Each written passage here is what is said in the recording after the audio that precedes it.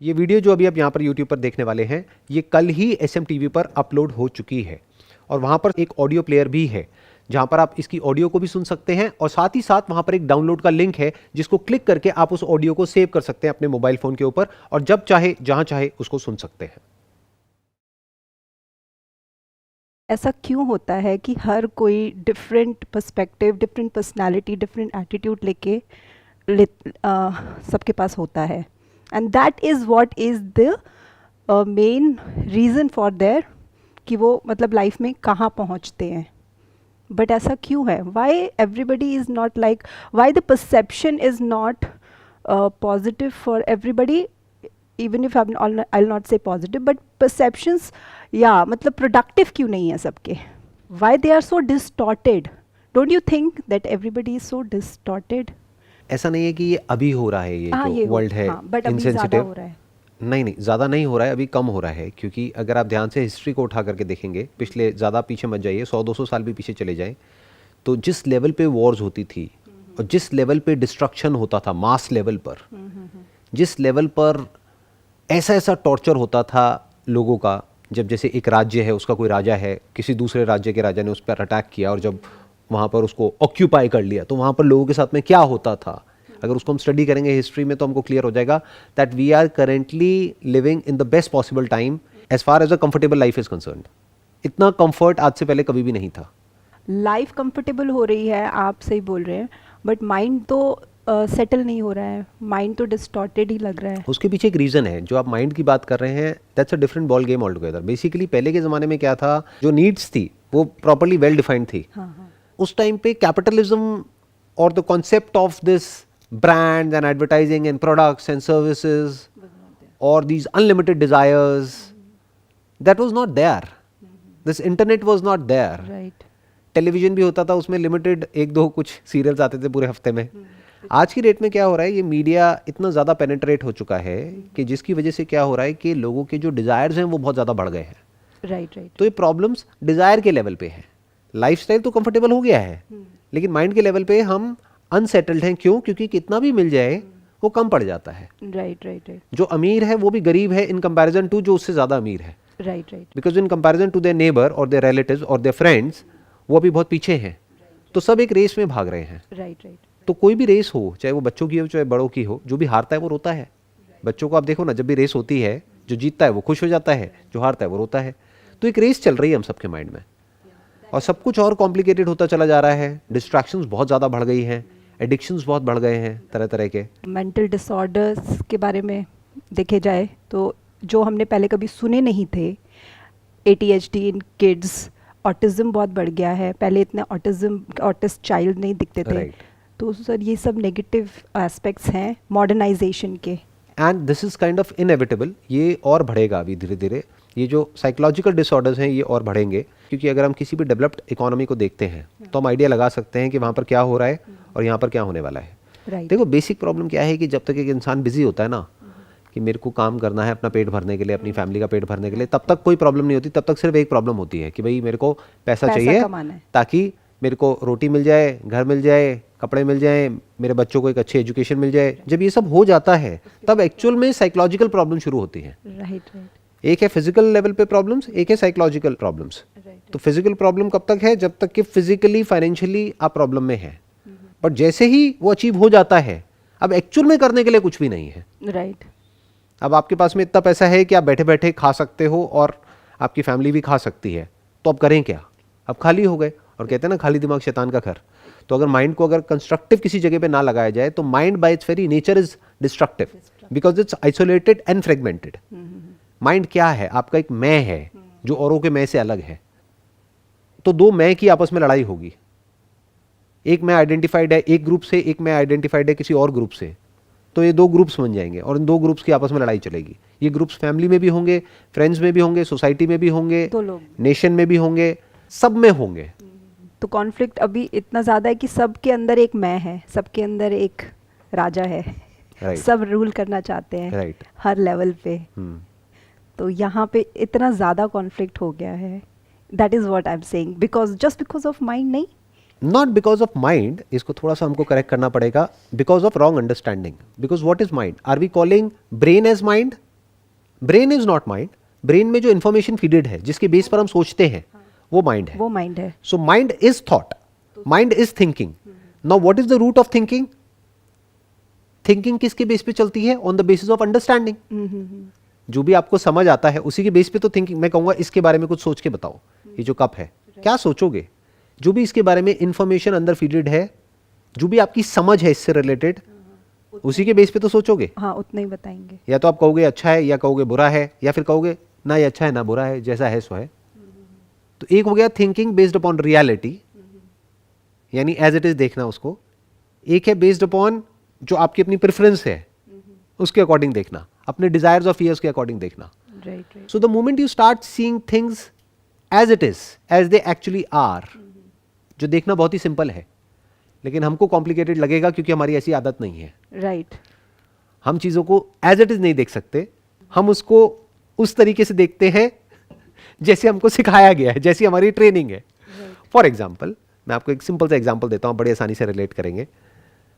Biologically हमारे अंदर कुछ ऐसा है जो कि जानवरों से अलग नहीं है.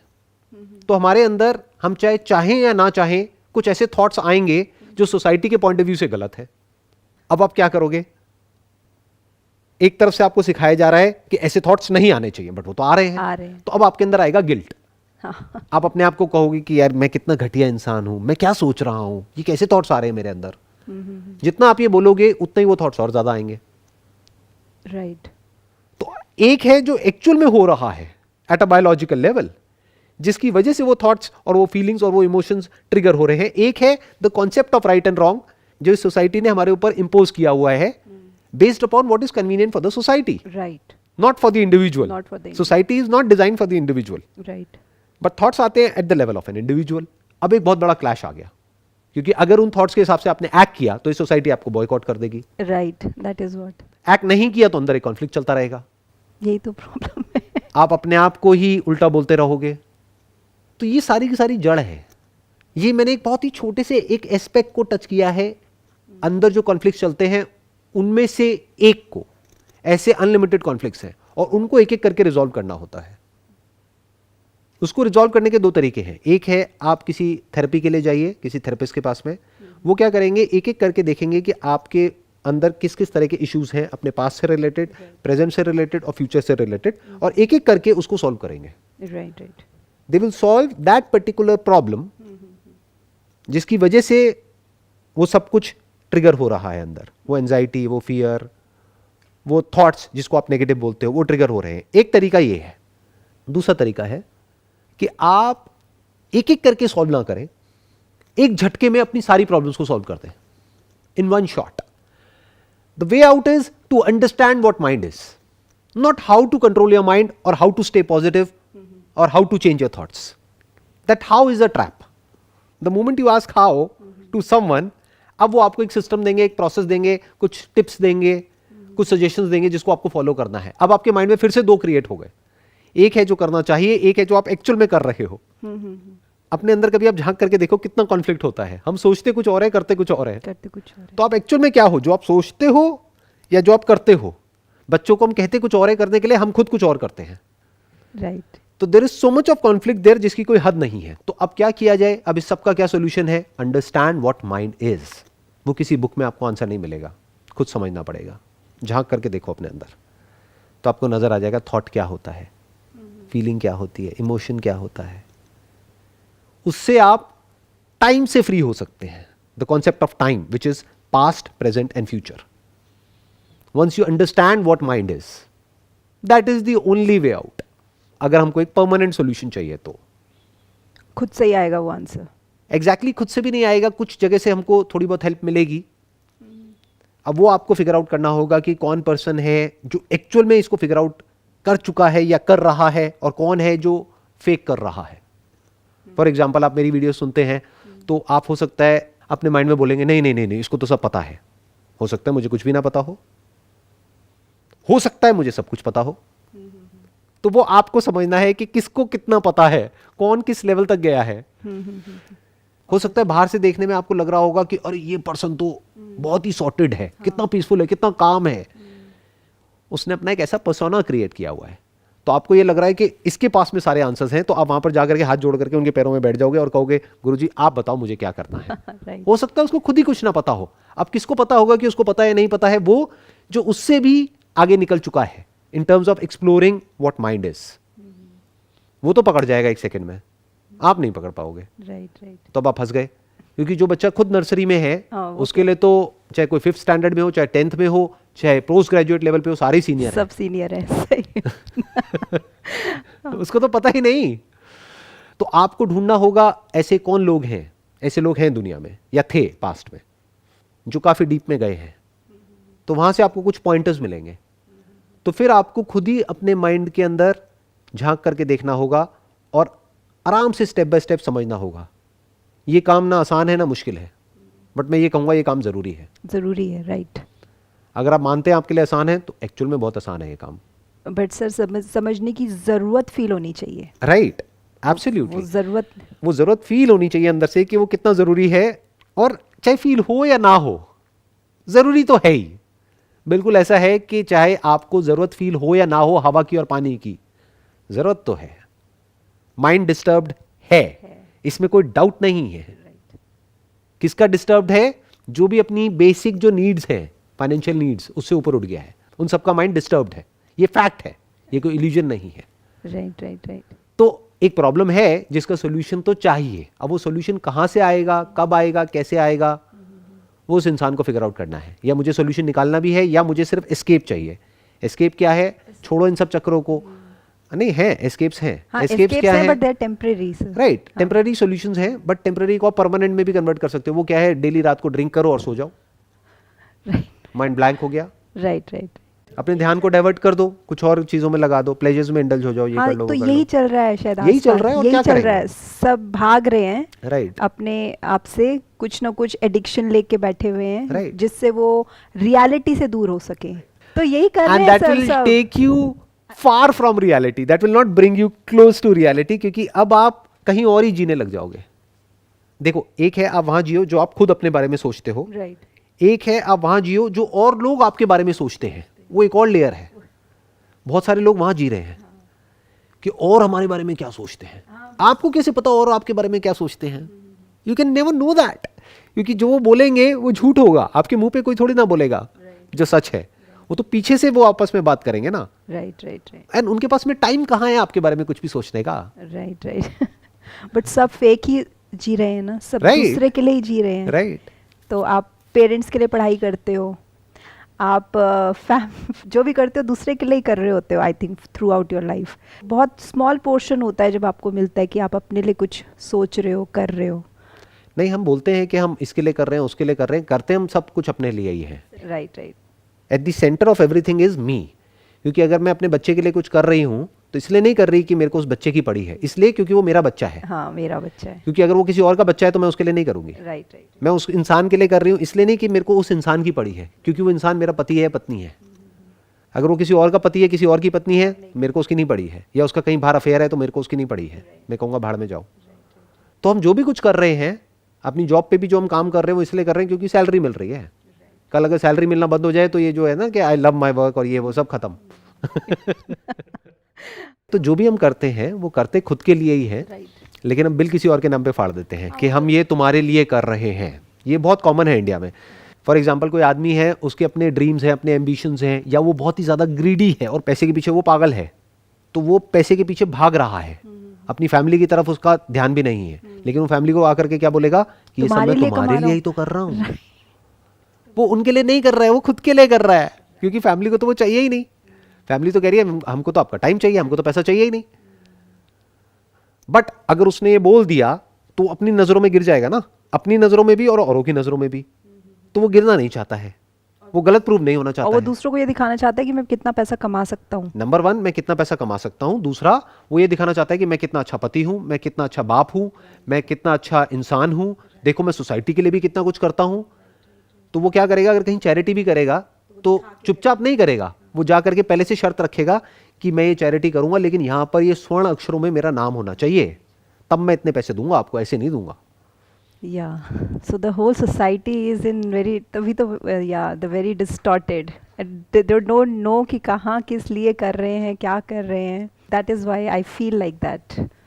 तो हाउ अबाउट यू सर, आपके बारे में एक क्वेश्चन पूछना चाहूँगी बिकॉज लास्ट 5 मिनट्स बचे. You once said that you are perfectionist. तो perfection is in itself is a myth, I would say, and you also agreed. तो ये एक आपके लिए एक स्ट्रगल नहीं होता है कि आप इसको कैसे हैंडल करते हैं? देखो, इसका एक प्लस पॉइंट भी है और माइनस पॉइंट भी है. माइनस पॉइंट क्या है कि आपके ऊपर प्रेशर क्रिएट होता है, बिकॉज परफेक्शन का कोई एंड नहीं है. परफेक्शन की कोई क्लियर कट डेफिनेशन नहीं है कि अब ये चीज़ परफेक्ट हो गई है, या ये काम परफेक्ट हो गया है, या मैं खुद परफेक्ट हो गया हूँ. वो कभी भी अचीव नहीं होने वाला है. तो it's a never ending process. That is one. तो वो माइनस पॉइंट क्या है कि आपके ऊपर प्रेशर हमेशा रहेगा कि मुझे और बेटर करना है, और इम्प्रूव होना है, और इम्प्रूव होना है. बट ये प्रेशर एक्चुअल में बुरा नहीं है, क्योंकि यही आपको भगाएगा सही डायरेक्शन में. अच्छा. Number one. Number two, perfection का एक बेनिफिट क्या होता है कि if you are a perfectionist, perfectionist का मतलब क्या, not just for the heck of it, but actually you want to go at the very root of everything. कि अगर आप एक प्रॉब्लम सॉल्व करोगे तो टेम्पररी बेसिस पे नहीं करोगे, रूट से. पहले हमको परफेक्शनिस्ट की भी डेफिनेशन देखनी पड़ेगी क्या होती है. अगर हम परफेक्शनिस्ट उसको समझते हैं जो एक काम को बड़े अच्छे से करता है, तो वो परफेक्शनिस्ट नहीं है. परफेक्शनिस्ट मतलब कौन, वो काम को इस तरीके से डेलीगेट कर देता है या काम को इस तरीके से कर देता है कि दोबारा उसको काम करने की जरूरत ही ना पड़े. जब तक वो नहीं हो जाता तब तक वो उस काम को छोड़ता नहीं है. क्योंकि अगर वो एक काम में ही फंसा रह गया पूरी जिंदगी और उससे आगे बढ़ ही नहीं पाया, तो उसको परफेक्शनिस्ट थोड़ी कह सकते हैं. Right right. परफेक्शनिस्ट मतलब कि उसने उस काम का जो फाइनल जो गोल है उसको अचीव कर लिया. वो गोल क्या है, उस काम को ही खत्म कर दिया, द एंड ऑफ वर्क. तो ये आपको, ये जो माइंड की अभी हम बातें कर रहे हैं इतनी देर से, इसमें बड़ा हेल्प करता है. बिकॉज एक है सुपरफिशियल लेवल के सॉल्यूशंस जो उन लोगों के लिए है जो परफेक्शनिस्ट नहीं है. यानी क्या, उनको क्या चाहिए, शॉर्टकट चाहिए. उनको चाहिए कि अरे इतनी बातें मत करो, आप मेरे को ये बताओ मुझे करना क्या है, डेली कितनी देर मेडिटेशन करनी है और कैसे करनी है, क्या करनी है. आज आप एक से पूछोगे, फिर दूसरे से पूछोगे, फिर तीसरे से पूछोगे, तीनों अलग अलग बातें बताएंगे, फिर आदमी कंफ्यूज होकर के बैठ जाएगा. अब मैं क्या करूं, कोई बताएगा कुछ और, वो करेगा कुछ और. Right right. तो अंदर एक नया कॉन्फ्लिक्ट क्रिएट हो गया. पहली लाइफ में 36 प्रॉब्लम्स थी, अब एक नई प्रॉब्लम क्रिएट हो गई कि अब स्पिरिचुअलिटी में इसकी सुने उसकी सुने. ऐसा होता है ना. Right right. हाँ. राइट. अब परफेक्शनिस्ट का मतलब क्या है, that you want to go to the very root of the problem. You will not settle for anything less than that. जब तक आप माइंड के सच को नहीं देख लोगे, खुद के सच तक नहीं पहुंच जाओगे at the deepest level of your being, तब तक आप नहीं रुकोगे. तो आप एक परफेक्शनिस्ट हो. तो वो तो कभी होगा नहीं ना. क्यों नहीं होगा, होगा, होता है. और वही एक सोल्यूशन है. इतनी देर से मैं यही तो कह रहा हूं कि वो ही एक परमानेंट सोल्यूशन है और कोई सोल्यूशन नहीं है. You need to go to the very end of thought, कि थॉट कहां से पैदा होता है, कहां जाता है. क्या थॉट ही सब कुछ है? क्या मैं एक थॉट है, या थॉट से पहले भी मैं एग्जिस्ट करता हूं? Isn't thought just a word or a name given to a thing? Isn't thought an association between a sensation and the meaning given to that sensation? Without the meaning given to an experience, where is thought? Right. Without thought, where is thinker? क्या ये दो अलग अलग हैं, यानी कि thought and thinker, या दोनों को एग्जिस्ट करते हैं? Can thinker exist without the thought? Deep. तो जब इस तरह से हम देखने लग जाते हैं चीजों को, तो we go to the very root of existence, कि लाइफ क्या है, डेथ क्या है, और फिर उसके बाद में आगे क्वेश्चन करने के लिए कुछ बचता ही नहीं है. You go to the very end of questioning because you are a perfectionist. Have you got that all answers in your life? मैं कुछ भी कहूं, उससे फर्क क्या पड़ता है. हो सकता है मैं सच कहूं, हो सकता है झूठ बोलूं. मैं अपने मुंह से क्यों बोलूंगा, जो भी बोलूंगा वो तो आपको देखना है. On a scale of 1 on 10, how you see your life, like how you rate your life? Again मैं गलत क्यों बोलूंगा, मैं ये क्यों कहूंगा, अगर मेरी लाइफ मानो on a scale of 1 to 10, 1 भी होगी या 0 भी होगी, मैं तो 10 ही बोलूंगा ना. मैं तो ऐसे ही प्रोजेक्ट करूंगा ना कि हाँ मेरा सब कुछ बहुत अच्छा है लाइफ में, मेरी रिलेशनशिप बहुत अच्छी है, मेरा ये अच्छा है वो अच्छा है. सब यही तो कर रहे हैं. नहीं तो But आपको कैसे पता कि सच क्या है और झूठ क्या बट है? I don't expect that answer from you. You will tell as you are. I because I think you are not one of those masses. So if I ask you in a scale of 1 on 10, if you say 10, if you rate 10, so that means you have achieved everything. There is no scope for further. आप ये कह सकते हैं, मैं ये rating नहीं करूंगा 1 to 10 और ये सब कुछ, मैं बस ये कह सकता हूँ कि I have reach the end of questioning, कि अब आगे और क्वेश्चनिंग करने के लिए कुछ बचा नहीं है. अच्छा. जो भी मुझे सही लगता चला गया मैं उसको भी क्वेश्चन करता चला गया, फिर और एक लेवल आगे गया, फिर और एक आगे, फिर और एक स्टेप आगे, और एक स्टेप आगे, और एक स्टेप आगे, और डीप में, और डीप में, और डीप में. अब द वेरी क्वेश्चनर डिजॉल्व्स. अब कोई क्वेश्चनर ही बाकी नहीं रह गया है. तो जब कोई क्वेश्चनर ही नहीं है तो क्वेश्चन कहाँ से होगा? So now what? नाउ अभी मैं आपसे बात कर रहा हूँ और जो भी मेरे एक्सपीरियंसेस हैं, थॉट्स हैं, वो आपके साथ में शेयर कर रहा हूँ. Now you have got all the answers and अभी ये आप दूसरों को स्प्रेड आउट करना चाहते हैं. आप ये कह सकते हैं कि भाई, कि अगर कोई जेन्युइनली कुछ समझना चाहता है या चाहती है, तो अगर उनके पास में कोई एक्चुअल में कोई क्वेश्चन है, तो जिस भी लेवल का जो भी क्वेश्चन है, अगर उससे रिलेटेड मेरे पास में एक्सपीरियंस है और अंडरस्टैंडिंग है, तो मैं जवाब दे सकता हूँ. For example mind, thoughts, feelings, emotions, beyond that, क्योंकि ये तो सब आपके पास भी है, मेरे पास भी है. बट अगर कोई ऐसा क्वेश्चन पूछेंगे जिससे रिलेटेड मेरे को कोई एक्सपीरियंस नहीं है, तो मैं बोल दूंगा मेरे को नहीं पता. फॉर एग्जाम्पल कि भाई जॉब में क्या करते हैं, कैसे करते हैं, मुझे नहीं पता, क्योंकि मैंने कभी जॉब करी नहीं. राइट. बट बिजनेस के बारे में पूछेंगे तो मैं बता सकता हूँ, माइंड के बारे में पूछेंगे तो मैं बता सकता हूँ. Mind is the question which everybody is looking. मतलब माइंड को कैसे, I don't know, everything related to mind. तो मैं इसको सेशन को यहाँ पे एंड करता हूँ कि ये मत पूछिए how to control your mind, how to think positive, और ये वो, ये हाउ को हटा दीजिए. ये पूछिए अपने आप से, व्हाट इज माइंड. ये माइंड है भी या नहीं है? हो सकता है माइंड हो ही ना. कहीं ऐसा तो नहीं है किसी ऐसे भूत से लड़ने के लिए आप एक रास्ता ढूंढ रहे हैं जो भूत एक्चुअल में है ही नहीं. राइट. What is mind? अगर माइंड है तब तो कुछ करना पड़ेगा ना. माइंड मतलब क्या? थॉट. ब्रेन तो है, बट ये थॉट क्या है? अगर उसके सच को हम देख लेते हैं, if it is just for the name sake, name given to a thing is just a word, तो अब वो रहे या ना रहे उससे फर्क क्या पड़ता है? कुछ भी चलता रहे अंदर, उससे फर्क क्या पड़ता है? That is freedom from thought, freedom from mind. Great insight, sir. Thank you so much. Most welcome ji.